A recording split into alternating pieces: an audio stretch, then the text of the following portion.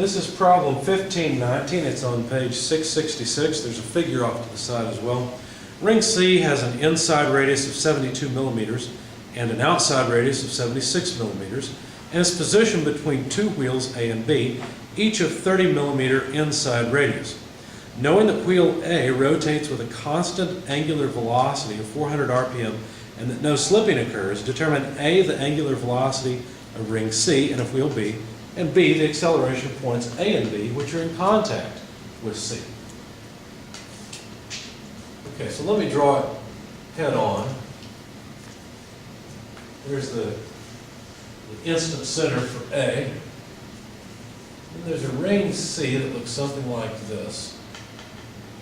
The ring has a non-negligible thickness. And then another wheel, B, that is actually the same size as A despite my drawing. Now, the radius of A is 30 millimeters, and the radius of B is 30 millimeters. Now, where we get into trouble is with ring C. Ring C, if it's to stay in this position and not move, it must be pivoting about its center as well. But the inside radius of C is different from the outside radius of C. So the inside radius of C, which I will simply denote R sub I, that inside radius is 72 millimeters. So let's put it down here. R sub I, 72 millimeters. On the other hand, the outside radius, R sub O, of ring C is 76 millimeters. Now, can A and B move at the same speed? Is that possible? What do you think? Yes. One vote for yes? Don't think so. If A and B move at the same speed and there's no slip here and here, then B is going to traverse the same distance on the inside of the ring as A does. That wouldn't work. We need them to be like this. So there's a longer distance for A to travel, which makes sense because there's a larger radius there. Okay? So we have to keep that in mind. Basically, B will not be able to rotate as fast as A. And it's really easy. If you got it wrong, don't worry about it. A lot of people do. At first glance, you think of just a piece of sheet metal going between two rollers, and you think, well, they're just, in that case, both would be going the same. Now, I'll show you guys a video, and if you're watching this video, you should look up the English wheel used for making body panels. But we'll watch a video on that in the actual class here in a moment. I'll try to post it on the Blackboard side as well, if I remember. Okay, so let's see. We're supposed to find out the angular velocity of ring C and of wheel B. Well, let's see. If we want the angular velocity, basically they're saying angular velocity of C, angular velocity of B, how much are those? My pen's running out. I'm going to switch to red.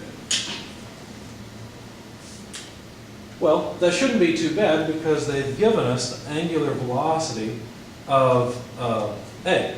In fact, A rotates at 400 RPM. So the angular speed of A is 400 RPM. Now, I'm not going to convert any of the units in this problem because the equations will work out just fine. They didn't ask us for any linear speed, so I don't need to convert anything. All I need are angular speeds. So could we just write down the angular speeds of B and C? Sure. We have to be careful, though, because the ratio of the radius, of course we're going to use the radius of A for finding the angular speed of C. That's understood. But are we going to use the outside radius or the inside radius? Well, since A is in contact at the outside radius, we'll have to use the outside radius. So it would simply be RA over RO times omega A. Okay? We want, that C is going to be moving slower than A, so you can write it down quicker than going through the idea that the tangential velocity on A and C is the same. Okay? You can go through it quicker by simply realizing, well, omega c is less than omega a, and so I know it's proportional to the ratio of the radii. I'll put the small radius on top, big radius on the bottom, and that'll work. So radius of A, 30 millimeters, radius outside of C, 76, angular speed of A, 400 RPM. You guys would grab your calculators, please, and multiply this out. 3 times 400 over 76. I'm going to move omega b's calculation down a bit.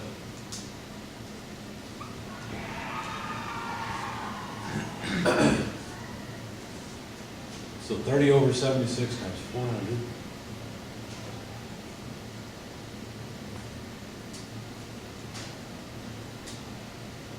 $157.89. Thank you, 157.89. Okay.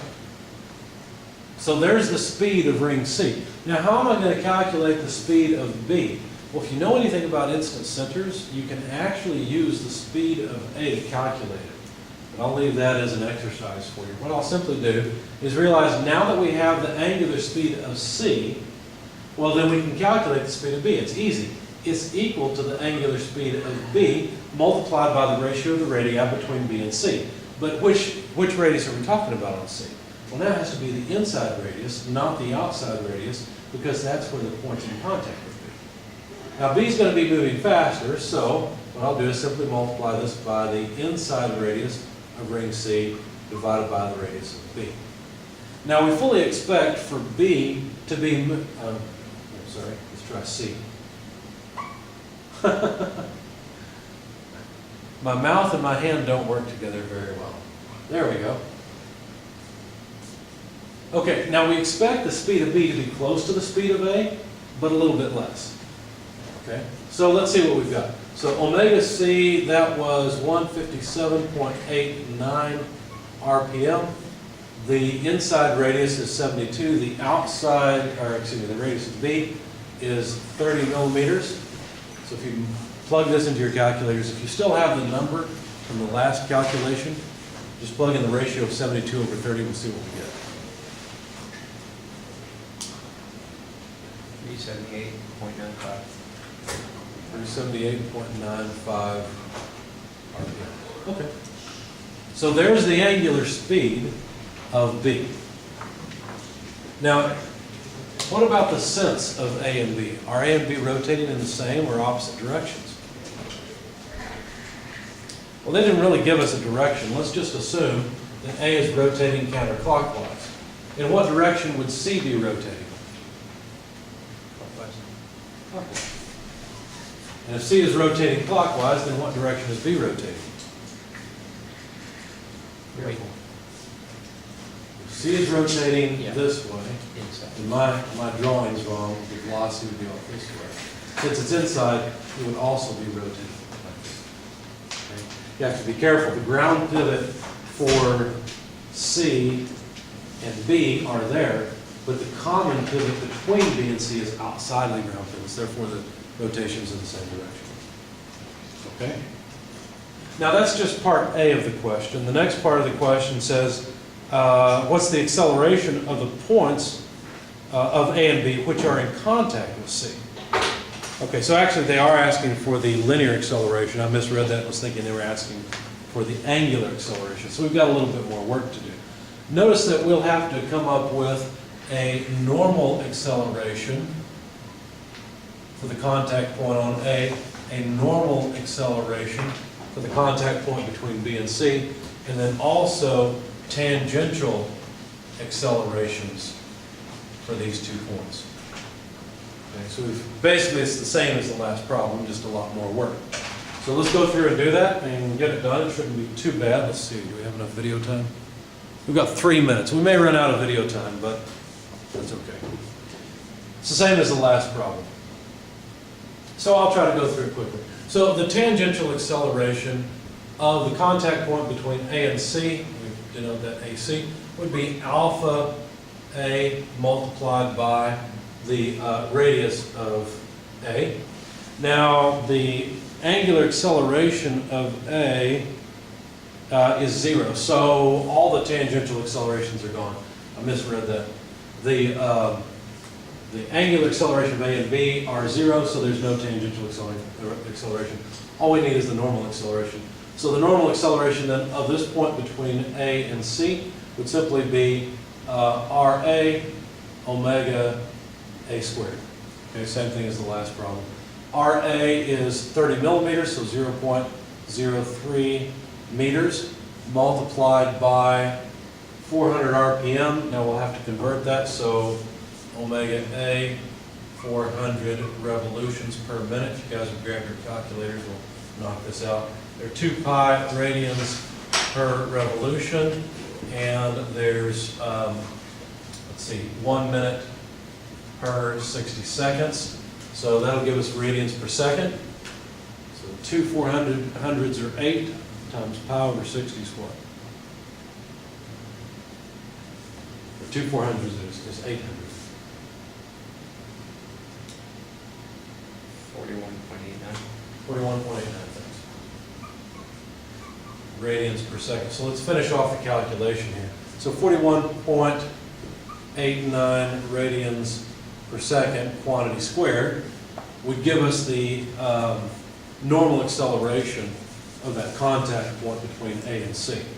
So 0.03 times 41.8 squared is how much? 53.64. 53.64, thank you, sir.